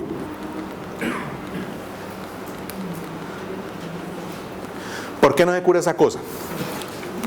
No se cura porque... Se nos habla que para saber si el paciente va pues por buen camino, porque tener en cuenta los linfocitos C4 que hayan aumentado. La carga viral, ¿en cuánto tiene que disminuir para saber? ¿O no se tiene en cuenta? Cuando tú arrancas el tratamiento, y eso es bonito decírselo al paciente para que el paciente sepa para dónde va, porque es que uno decirle a un paciente, vea, usted va a arrancar con estas pastillas, pero el paciente no sabe qué objeto tiene ese tratamiento, él se va a desanimar. Pero si tú le dices eso con claridad, es más sencillo. O sea, yo me tomo las pastillas ¿para qué? Para que se me quite el dolor, ¿cierto? Me quito las pastillas ¿para qué? Para que se me quite la infección, para que me quite la fiebre. Pero me tomo unas pastillas por una enfermedad que no me duele, que no me da fiebre, que no me da malestar, que no me da nada. ¿Ves? Entonces hay que ponerle muy claro sobre la mesa al paciente, eso así de sencillo. Usted le dice, vea, usted tiene enfermedad por VIH y lo único que nos dice que usted tiene enfermedad es ese papel que hay allí. Por lo tanto, lo único que nos va a decir cómo está tu situación es este papel. Si usted quiere que la enfermedad le muestre algo, se lo va a mostrar tarde o temprano, pero no tiente la suerte. Ese papel dice que usted tiene una cantidad de virus en la sangre X. Cuando usted arranca este tratamiento, nosotros esperamos que más o menos a las 8 o 12 semanas, o sea, a los 3 meses, esa carga viral haya bajado. ¿Cuánto? ¿Cuánto? Un logaritmo. ¡Ja! Se le complicó la vida porque nadie sabe qué es un logaritmo. Usted dice, va y compra el álgebra de Baldor, que la detestamos todos. Pero es sencillo, miren, ahí se lo calculan. Usted coge la calculadora del computador y le pone el científico y le pone el valor de la carga viral y le dice el logaritmo, y ahí le sale el valor logarítmico. Entonces, compara ese valor logarítmico con la siguiente carga viral que el paciente traiga y tiene que haber bajado un logaritmo entre uno y otro. ¿Por qué no usar el valor total? Porque, pues, ¿para qué complico uno con logaritmos? No, pues porque es más o menos como los CD4. Cuando la carga viral está muy alta, necesitas una diferencia muy importante para que sea realmente significativa. Si la carga viral es muy bajita, cualquier diferencia es importante. Un ejemplo clarísimo. ¿Cuál es el logaritmo base 10 de 1.000.000? 6. 10 por 10 por 10 por 10, 6 veces da 1.000.000. Es el número de ceros. El número de ceros. Desde el colegio uno no lo aprendía. Bueno, ahora menos, que ahora a nosotros nos dejan usar calculadora. Eso es. Entonces, si un paciente tiene 1.000.000 de carga viral, ¿yo cuánto espero que baje su carga viral en el primer control a las 8 o 12 semanas? Un logaritmo. Tiene que bajar a 5, a logaritmo 5, o sea que de 1.000.000 tiene que bajar a 100.000. O sea, ¿cuántas copias de virus es eso de diferencia? 900.000 copias. 900.000. De 1.000.000, ¿sí? A 100.000. Tiene que bajar 900.000 para que sea significativo y le digo, bajaste un logaritmo, estás mejor. Pero si el paciente tiene 1.000 copias,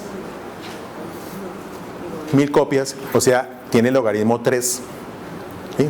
Hagan la calculadora de celular que sirve también para eso, además del Facebook. Y uno le dice 1.000, logaritmo base 10, te dice 3. ¿Quieres que baje a cuánto? A 100. A 100, un logaritmo baja a 2. 10 por 10, 100. Entonces, de 3 bajó a 2. Es decir, de 1.000 bajó a 100. ¿Cuánto bajó en valor absoluto? 90. Perdón, 90, 900. Y mejoró lo mismo que mejoró el otro que bajó 900.000. ¿Ven? Cuando la carga viral está muy alta, necesito grandes diferencias. Entonces, nunca miren, cuando ustedes vean dos cargas virales, le digan al paciente, está mejor porque bajaste de tanto a tanto. A mí no me muestre eso, a mí dígame cuánto varió el logaritmo eso. Entonces, el primer objetivo, señor, es que su carga viral baje un logaritmo. ¿Quién baja un logaritmo? Casi todos, aunque sean desjuiciados. Esa es la verdad. Aunque tomen solo una droga. Entonces, ese cuento a las 8 o 12 semanas es un cuento que hay que manejar con mucho cuidado.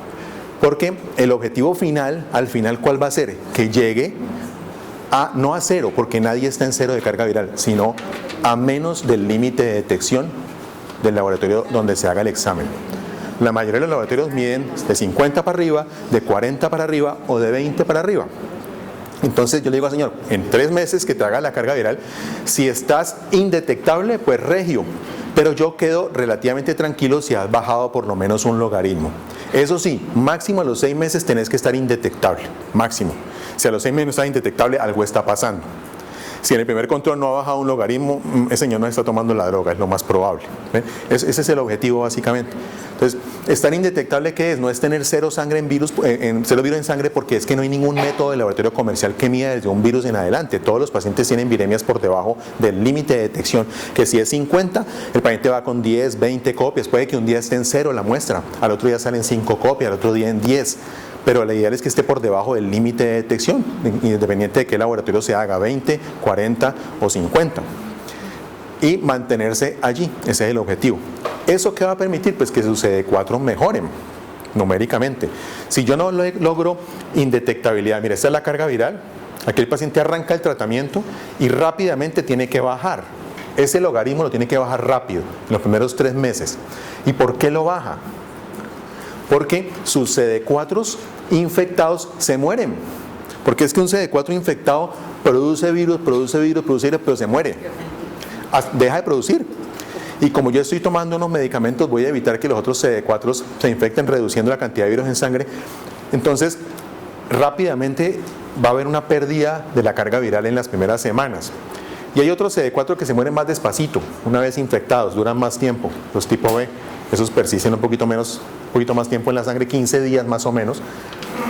Pero finalmente estos, los tipos C, se quedan infectados el resto de la vida del paciente. Es decir, me infecté, mis CD4 activados, unos se mueren ya, otros duran unos días y se van muriendo, y otros se quedan el resto de la vida infectados. Esos son los responsables de que la enfermedad no se cure. A lo largo de los años se ha planteado cómo hacer para que esas células que se llaman de memoria inmunológica, activarlas, pues actívelos para que se activen y se mueran, y con ellos se muera la enfermedad. Y en los años más recónditos de esta enfermedad se encontró que el ácido valproico, que es un anticonvulsivante, activaba los CD4. Entonces se planteó la posibilidad de darle a los pacientes ácido valproico para que se le activaran los CD4 de memoria, y como estaban en tratamiento antirretroviral, se disminuyera la cantidad de CD4 infectados. Pues eso no se logró, eso no sirvió para nada. Ahora hay unas cosas muy interesantes, y es, pues ya a nivel molecular, de preguntarse uno si esos CD4 ya infectados son capaces de clonarse a sí mismos, es decir, producir hijitos infectados ya desde su nacimiento. Y en eso hay mucha controversia ahora. Las células CD4 infectadas entran en el proceso de activación y muerte, pero las que permanecen quiescentes son las responsables de la enfermedad crónica. Cuando se exponen a un patógeno conocido, se clonan, produciendo células clones preparadas para reconocer el patógeno. Es decir, yo tengo ya la enfermedad crónica establecida. ¿Por qué no se me cura? Porque no tengo casi nada de virus en sangre, es decir, mis CD4 circulantes están sanos, pero tengo mis CD4 de memoria inmunológica infectados allí el resto de la vida. Si yo me expongo a una infección, ¿qué hacen esos CD4? Se clonan, ellos se clonan y hacen un hijito parecido, comienzan a clonarse, pero el hijito sale infectado, porque es un molde de su DNA. Entonces, esto que les estoy contando es una cosa que pocos médicos manejan, porque eso acabó de ser publicado hace un mes o menos, y es bien chévere.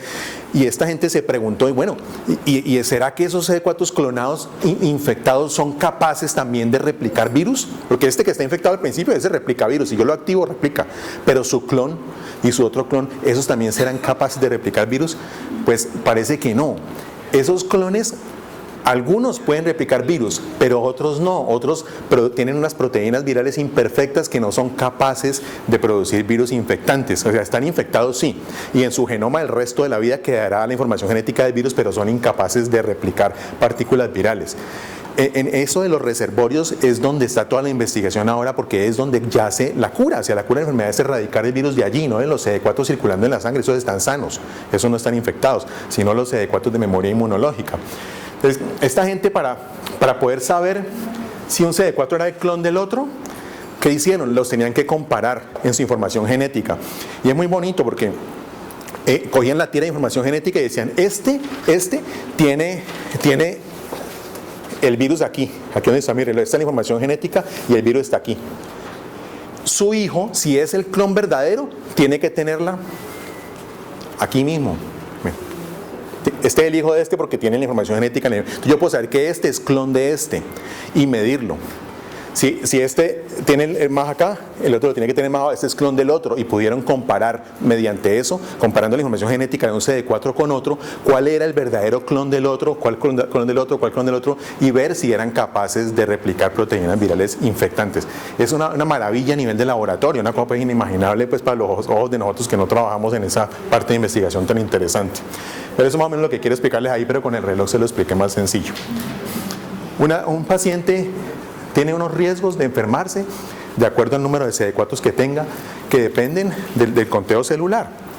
Entonces, si tiene 300 células o menos, a medida que los CD4 van bajando, para acá para donde estoy yo van bajando, su riesgo de SIDA o muerte aumenta, y su riesgo de muerte también. De 350 células en adelante, todos los aumentos son dramáticos. Por eso hoy en día un paciente con menos de 350 células tiene que estar en tratamiento sí o sí.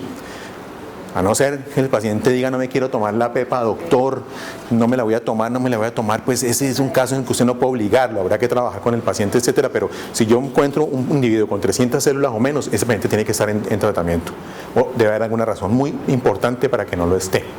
Y hoy en día sabemos que, hablando de SIDA o muerte, pero otros riesgos como deterioro cardiovascular, envejecimiento, osteopenia, todas las cosas que acelera el proceso inflamatorio de la enfermedad por VIH, se disminuyen si arrancamos más temprano, por encima de los 350. Por esa razón hoy en día se considera 500 como el valor clave para arrancar. Entonces, Menos de 350, sí o sí.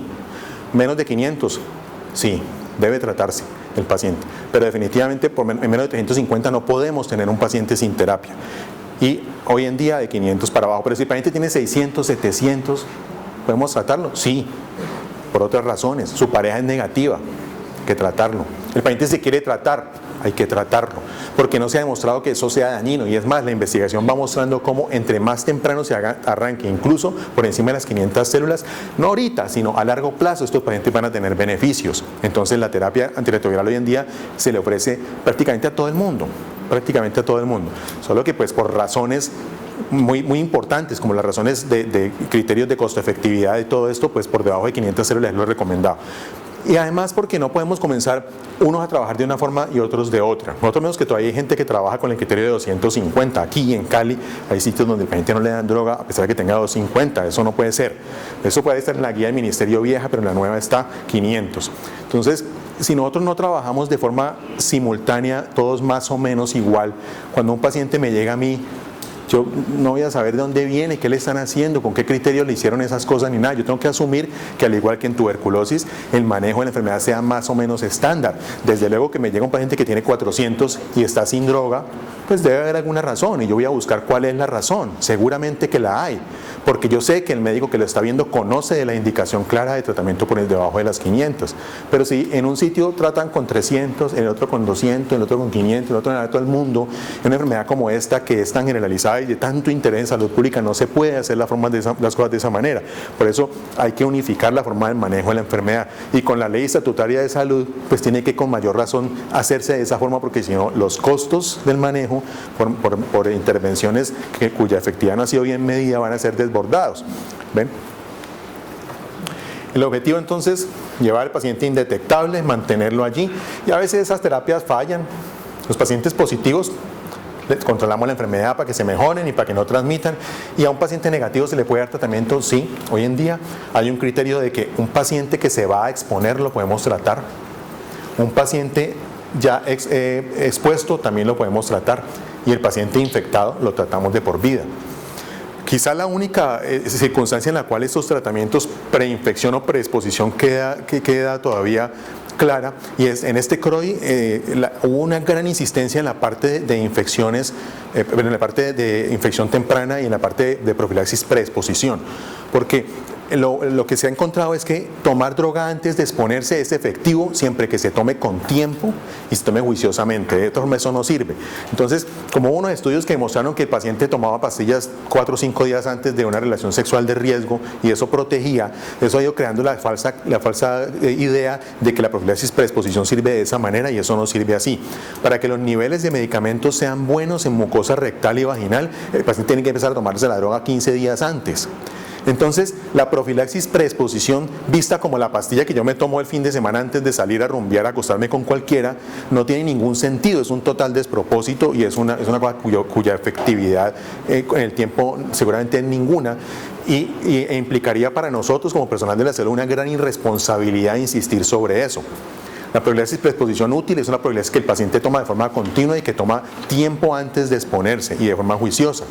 Pero nos tenemos que preguntar también qué vale la pena hacer. Yo tratar a un paciente que no tiene la enfermedad por VIH para que se acueste con el que tiene, o más bien trato bien al que tiene la enfermedad para que esté indetectable y pongo al otro a usar condón. ¿Ven?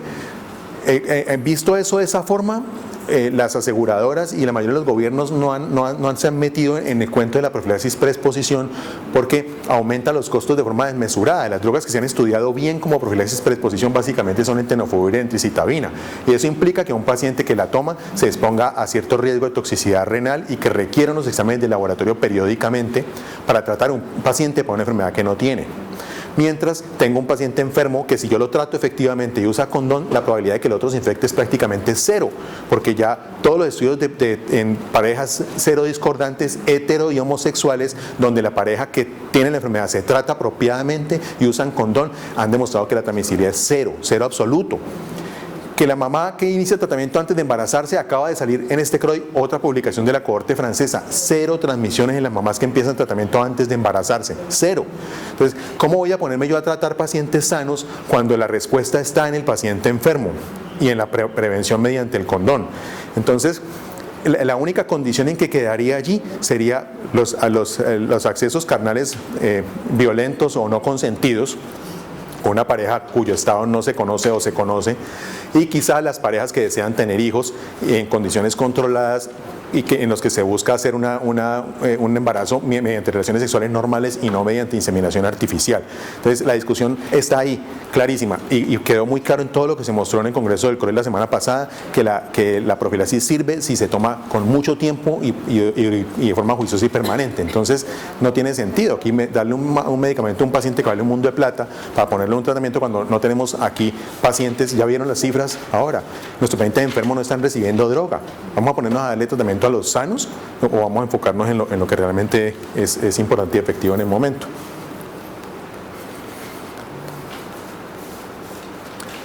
Me iba a contar algo de resistencia, pero yo creo que ya aquí estamos bien.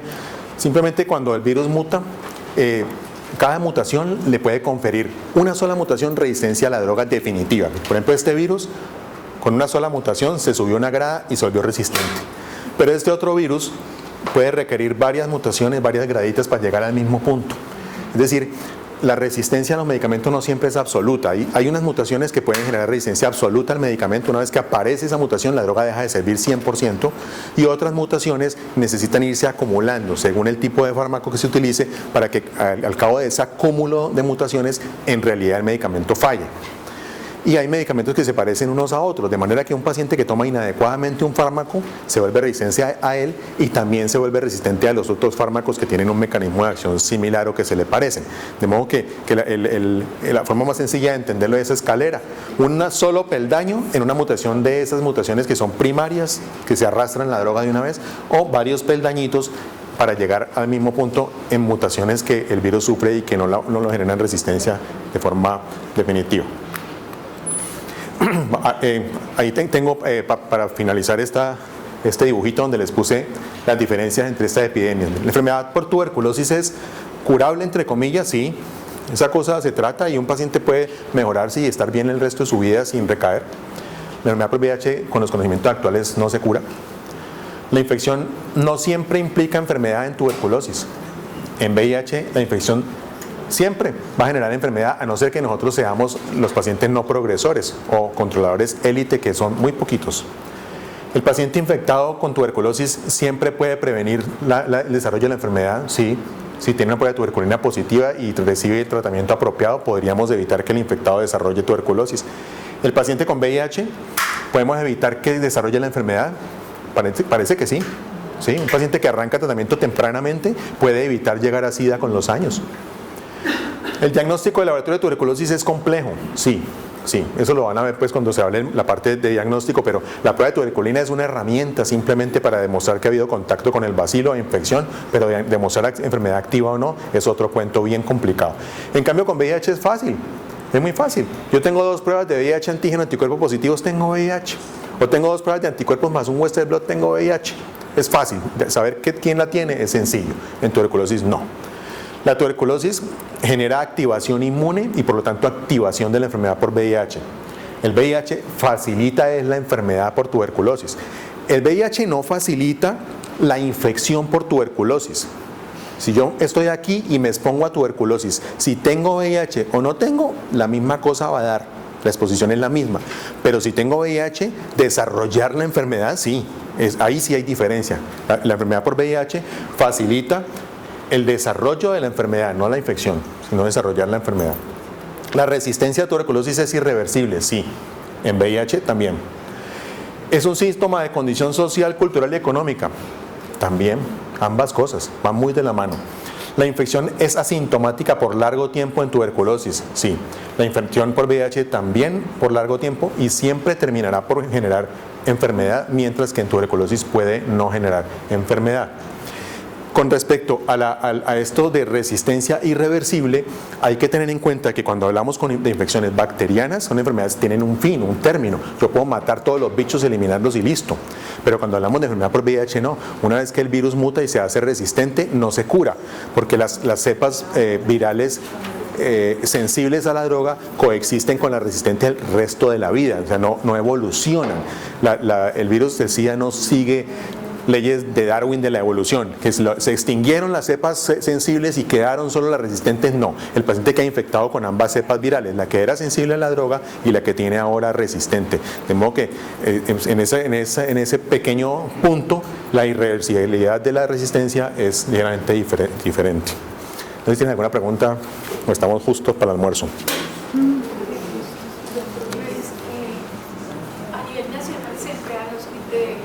De violencia sexual y también pues para riesgo biológico.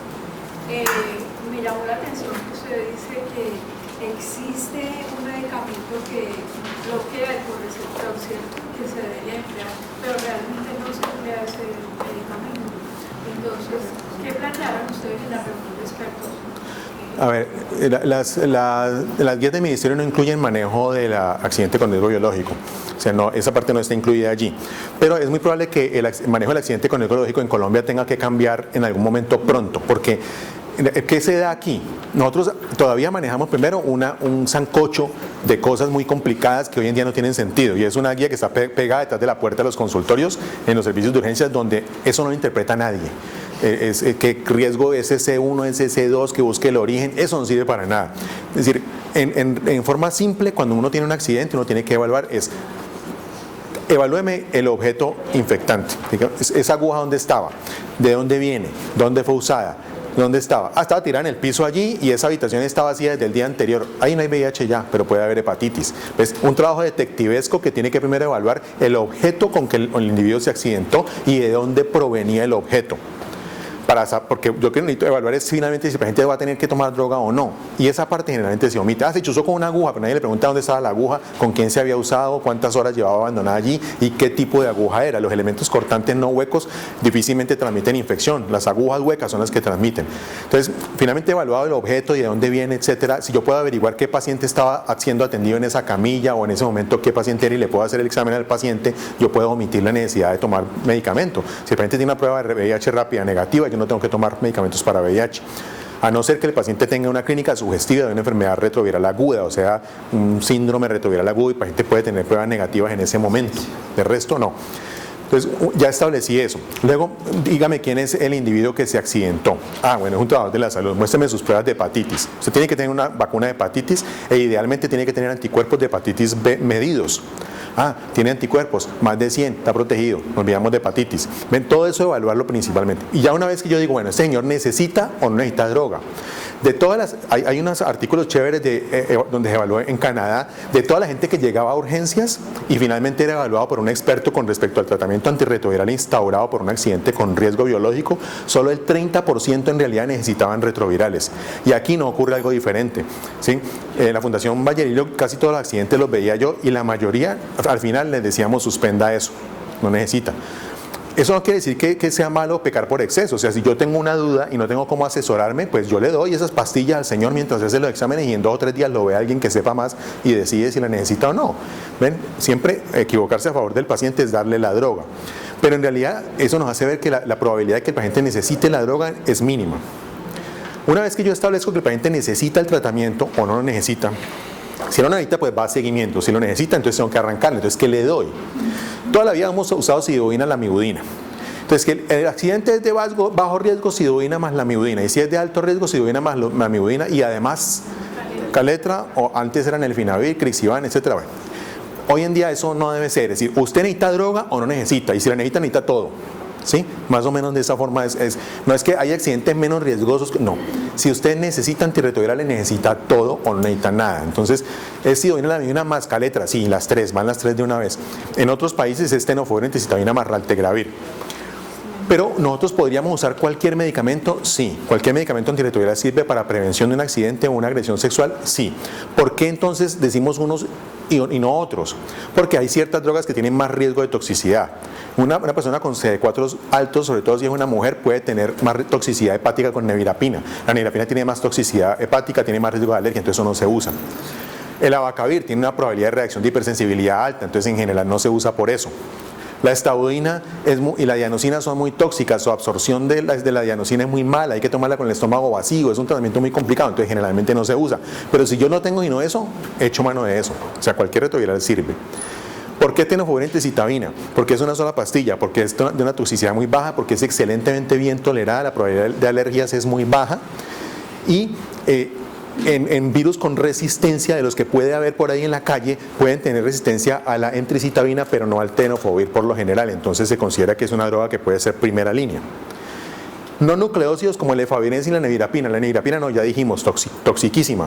Efavirenz, esa vaina da sueño, da mareo, eso que se le manda al paciente, lo tiene que incapacitar la primera semana porque no va a poder ir a trabajar al otro día, fuera de lo angustiado que está. Efavirenz no se usa, pero ¿se podría eventualmente emplear? Sí, se podría eventualmente emplear. Inhibidores de proteasa, entonces está el Caletra, muy bueno, tiene un perfil de resistencia muy bueno, es una droga a que los pacientes en la calle que no han tomado droga, la probabilidad de que sean resistentes es muy bajita, ok, está bien, pero tengo una droga mejor hoy en día que es darunavir. Si voy a pensar en un inhibidor de proteasa, es mejor darunavir, pero es 4 veces más costosa. La probabilidad de que la tenga yo en urgencia en Colombia es muy bajita, entonces yo echo mano de lo que tenga porque cualquier cosa se puede usar. Entonces en este momento lopinavir, Caletra sería. Fosfenprenavir, todas las otras se pueden usar, pero pues la probabilidad de que el paciente vomite eso, le caiga mal, es tan alta que si vomita una droga el paciente no va a tomar nada, entonces la efectividad del tratamiento va a ser nula. La que más está usando hoy es un inhibidor de integrasa, raltegravir. ¿Por qué? Excelente tolerancia, toxicidad bajísima, prácticamente cero. En un mes no le va a pasar nada a un paciente tomando eso. Entonces no tiene que hacerle ningún examen de laboratorio de control para toxicidad de eso ni nada. Usted toma esa droga 30 días y la para y se solucionó el problema. Pero tiene otra ventaja, que es que actúa también antes de la infección porque inhibe la integración del RNA viral. Una vez transcrito a DNA, inhibe la integración de él a la información genética del CD4. Entonces esa droga sería mejor porque actúa antes. Maraviroc posiblemente sea mejor. Fuseón, mejor probablemente, pero extremadamente costosas. Y la otra inyectable, pues 2 inyecciones al día no las va a poner nadie durante un mes. Entonces, es una cuestión de sentido común más o menos, o sea, todo sirve, dígame qué es lo menos tóxico, ok, dígame qué es lo más fácil de tomar, ok, dígame de esto, aquí qué es lo más potente en nuestro medio, ok, eso es lo que tenemos que utilizar. Y una vez que tengamos esa lista, y bueno, qué es lo más barato aquí que yo puedo tener en todos los servicios de urgencias de esta ciudad que sea efectivo, para darle a cualquier paciente accidentado con una buena chance de éxito y ya 2 o 3 días después o al día siguiente que se ubique alguien que sepa esta cosa, reevalúa la situación y verá si necesita cambiarle o no cambiarle. Entonces probablemente tenofovir, entecitabina y Caletra siga siendo lo bueno, o tenofovir, entecitabina más darunavir siga siendo lo bueno, y si hay más plática pues raltegravir. Pero eso implicaría unos costos importantes, tratamientos incompletos. La mayoría de las veces los pacientes van a tomar la droga, cuando vayan le van a decir no necesitabas tomar eso, entonces se quedó el frasco destapado, vale $1.000.000.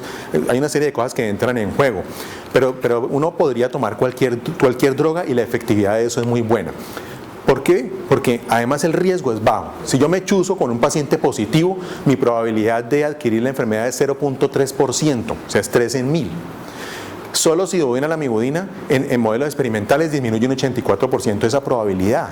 Entonces, si mi riesgo es tan bajo, 3 en 1000, y fuera de eso solo con cualquier convivir que me tome se va a mermar tanto, pues la probabilidad de adquirir la enfermedad en realidad es bajita. ¿Ves? Lo que pasa es que uno no querrá, si necesita realmente la droga, tomar 2 medicamentos, querrá tomarlo todo. Entonces todos los criterios hoy en día son tratamiento indicado, tratamiento completo. No se ponga a obviar que 2 drogas, que 3 drogas. Eso lo único que hace es complicar la situación y tomar decisiones, pues enreda al médico o al personal de la salud ahí en el momento de tomar la decisión. Entonces hay tratamientos que probablemente sean mejores, sí, pero en nuestro medio no sabemos porque la resistencia, mire, en la calle nosotros no sabemos cuál es la resistencia en la calle de la enfermedad por VIH. Aquí solamente hay 2 estudios grandes, uno ya muy viejo que hicimos nosotros hace años y se hizo en 4 ciudades del país, y otro más grande que se hizo pero solamente aquí en Cali. ¿Ven? Entonces no tienen el poder para decirnos cómo está la situación de resistencia en toda Colombia, porque solamente se hizo en una ciudad, en una entidad, y es bastante grande el estudio, pero solamente es en Cali. Nosotros sabemos en Colombia cuál es la situación de resistencia al virus en individuos que andan por ahí caminando. Es la que nos gustaría saber. ¿Cómo averiguarlo? Pues tendríamos que hacer un estudio tan bueno como el que se hizo aquí en Cali, pero hacerlo en todo el país, o por lo menos en las principales ciudades del país, para nosotros saber cuál es la situación global. Entonces, al momento no tenemos suficientes herramientas para decir que aquí Truvada puede ser mejor que convivir en un accidente. Pues probablemente sí, en el mundo entero es así, pero acá no tenemos evidencia todavía porque no hay estudios que lo soporten. Probablemente darunavir sea mejor que Caletra o raltegravir sea mejor que Caletra, pues probablemente sí, pero no tenemos estudios que lo soporten. Eso es lo que uno podría decir. ¿Y por qué 30 días? ¿Por qué no 10 días? ¿Por qué no 4 días? ¿Por qué no 5 días? Porque sí. Esa es la razón, porque sí. Porque lo mismo que con los niños, y terminé, ¿quién dijo que a una embarazada que tenía un bebé con VIH, a ese niño había que darle 45 días de droga? El mismo que dijo que al accidentado había que darle 30. ¿Ven? O sea, nadie. Eso se estableció así porque son los parámetros que se han medido. ¿Ven? En modelos animales se ha hecho 30 días para el simio modelo con exposición y menos de 30 días o más de 30 días, pero 30 días fue el que alguien dijo que yo voy a poner eso. Y los niños también. Entonces, como no existe forma de eso, probarlo de otra forma, o sea, yo no podría plantear un estudio en el cual voy a chuzar 50 enfermeras y 50 médicos para que vayan parejos, 50 y 50, y les voy a dar droga 15 días y voy a chuzar otros 100, 50 y 50, y les voy a dar droga 45 días y a esto les voy a dar solo 10 días para comparar. Eso sería un estudio que ningún comité de ética me permitiría jamás. Entonces, como eso no se puede medir, alguien dijo 30 días